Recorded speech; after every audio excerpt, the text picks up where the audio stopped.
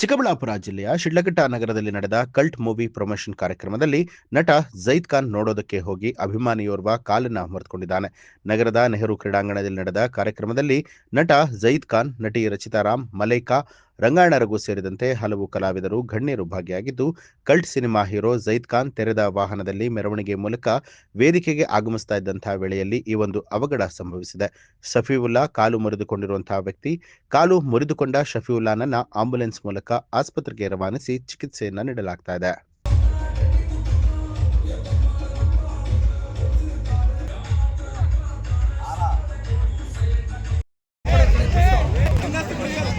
ಸಾರಂಗ್ ಕರ್ತಿದ್ವಿ ಮುನ್ನ, ಬೇರೆ ಏನು ಕರ್ದಿಲ್ಲ. ಕಾರ್ ಬರ್ತಾ ಇದೆ ಸಾಹೇಬ್ರೆ, ಕಾರ್ಗೆ